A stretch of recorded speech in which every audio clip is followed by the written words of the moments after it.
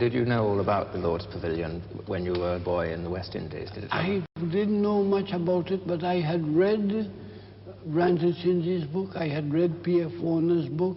I read, when I was a boy in the West Indies, while I was still at Queen's Royal College, I was aware that the pavilion had some historic ideas behind it.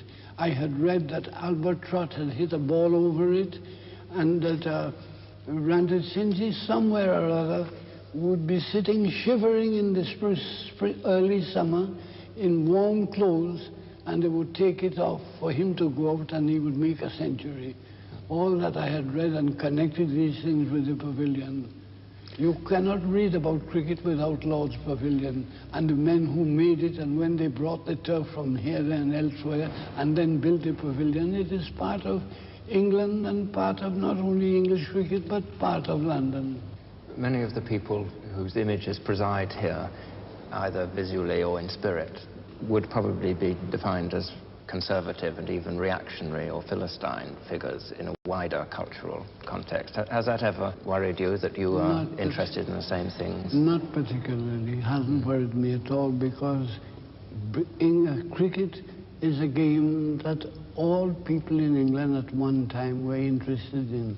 And I was interested to English cricket in the north of England, where they played the league, Nelson and the rest of them, where the ordinary workers from the mill would come in on a Saturday morning at 11 o'clock, and cricket was Larry Constantine and his friends.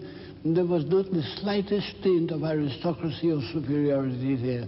So I could tell that, and then I could see county cricket and could see the difference between, but nevertheless, the people who had taught us the game in the Caribbean were the aristocratic planters. Constantine had a tremendous respect and liking for H.B.G. Austin. So did I. He had brought people there and brought teams to England, had organized them, and that's how we had learned. And when I know how much we, the descendants of slaves in the Caribbean, just drifting along, picked up cricket and started to play long before we got interested in football.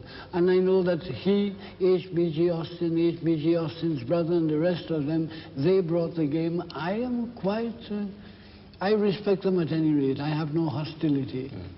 Another figure whose image and whose spirit presides over Lords is W.G. Grace. Was he always a very potent figure in your imagination? He was always a potent figure in my imagination as a cricketer and as a man who had made the centuries and so forth. But years passed and I began to think of cricket as a historical part of a social development. And by degrees I got it into my head that W.G. Grace had played a tremendous role in the Britain that we have today, and without him the game would never have been what it became. So that I insist, looking at it, that he brought some of the old England and forced a place for it in the New England. And the people came to see because they were looking at something that they had inside of them, and therefore Grace is a historical figure. Was it a marvelous accident that somebody like him arose when he did? I don't know. I wouldn't call it an accident. I don't think a thing like that is an accident. It is clear that he filled a certain need, and that a certain man fills a certain need. You may call Shakespeare an accident, or Balzac an accident, or Michelangelo an accident, but something is required, and they do it. Any cricketer who thinks for a moment can see the enormous change W.G. introduced into the game. I hold him to be not only the finest player, born or unborn, but the maker of modern batting. He turned the old one-stringed instrument into a many-chorded lyre, and in addition, he made his execution equal his invention. Where a great man has led, many can go afterwards, but the honor is his who found and cut the path. And did he appeal equally, do you think, to all classes? I believe, I complain in my book that he was the best known man in England at the time. And I remember as a small boy in the West Indies, when I would be reading, my father knew about I was reading about cricket. I knew much more about cricket than he did, but I would ask him things, and he knew about W.G. Grace, and he knew about Ranjit Singh. He knew nothing else.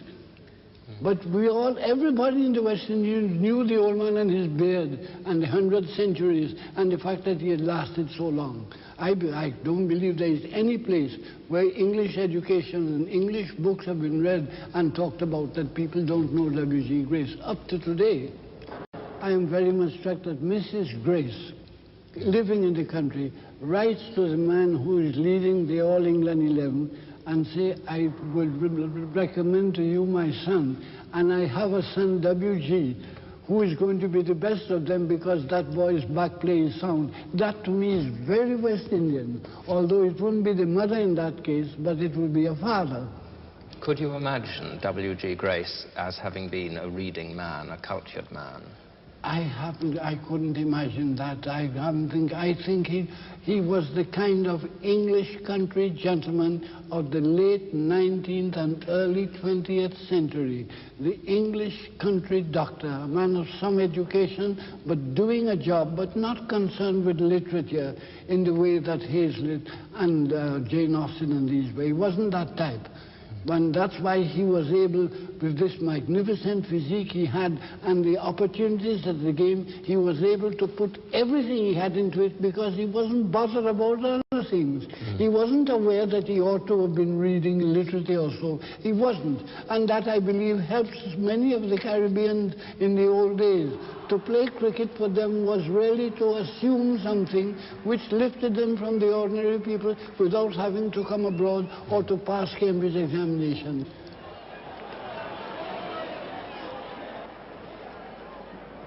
And I am very much opposed to the separation of games from what the people call the higher culture, I think.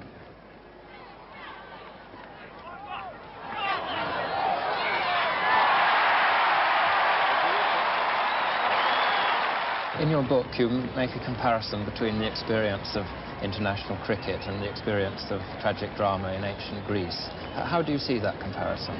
I visited Greece in 1954, I think, and I naturally had been soaked in the Greek drama, Aeschylus, Euripides, Sophocles, but then I saw for the first time where they used to play them. I spent many hours at Epidaurus watching the Greek.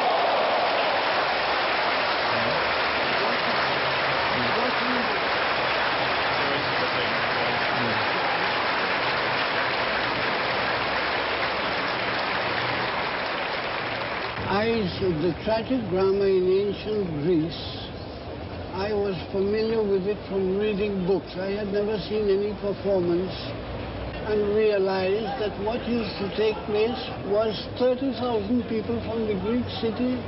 They went for 3 or 4 days. There was a competition. Everybody sat around from dawn till late in the evening watching the tragic drama. But the tension and the great support of all the people around and the general ritualistic aspect of the Greek drama and the ritualistic aspect of a cricket match all came home very forcibly to me. That was because I believe I had so much cricket in my head.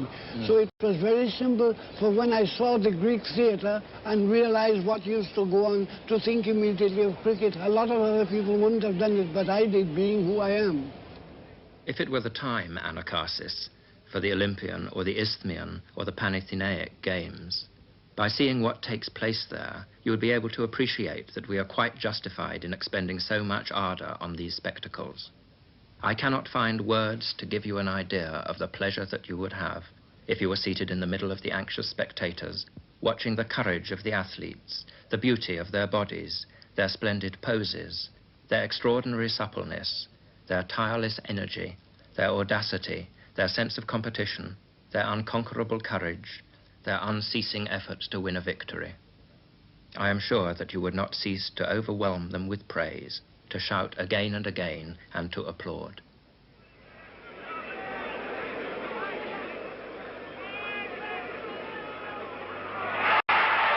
Your really great bowler has his greatness in his head. and he knows when he has to deliver a ball of a certain length on a certain wicket against a certain batsman at a certain stage in the game. Bowl him, good ball. It came back from outside off stump. That's really good bowling from Andy Roberts. A fine over this. A batsman, while he's batting, he not only represents the side, he is his whole side. At the same time, the bowler bowls, and after 6 balls, he's taken off and somebody else puts on.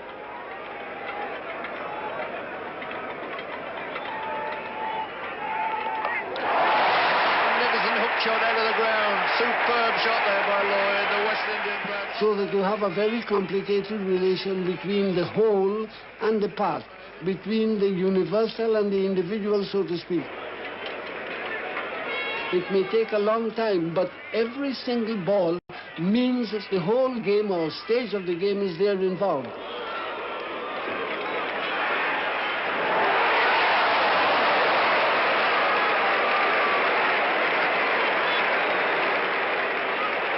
Tragedy for Australia, absolute tragedy with a misfield there. The old rule of never run on a misfield. Sober started the day with 7 overs, 3 maidens, no wicket for 18. He's now got 15 overs, 8 maidens, 1 for 23. That can't be too far away.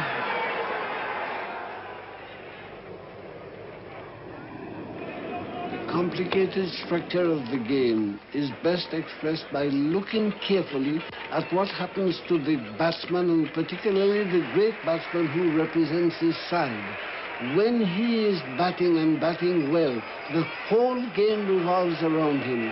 The fieldsmen, the bowlers, the captain and the spectators. He is the center of a tremendous complicated body of interest that are concerned with him as the center.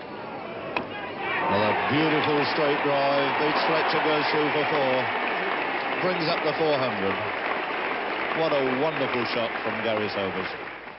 It was no accidental quirk, but a symbolic comment harbouring a profound and biting irony that prompted the architect of the new grandstand at Lord's to crown it with his own immortal flourish, the dim figure of Father Time. In front of him and below him, the figures blink and change, blink and change. To the superficial sight, the changeless game, simple and elaborate, white against green, goes on forever in its unruffled harmony. And we, the spectators, spanning contentedly our 4 generations of cricketers, watching George Hurst pass, and Hobbs pass, and Sutcliffe pass, and Hammond pass, absorb the comfortable illusion that they alone, the unwavering eyes, are changeless entirely and will remain. While all the day and night, Father Time moves to and fro on his roof. He may not have all the answers, but he has the laugh on us. So the moments, one after the other, go, and in desperation I try sometimes to nail them on the wing. They're nearly all gone. Their moment, in cricket and in time, has been marked off into the past. But because their moment, though they could not have known it, enriched forever a moment of my own, then that moment in time has been, and can always be, carried from the past into the present, and from there indefinitely into the future. The clock will not stop, I know. Father Time, swinging sardonically over Lords, still bends to the removal of the fatal bail. But there are moments that can cheat the clock and can cheat time, for a moment or two at any rate. And here below, that is all we can ask or need.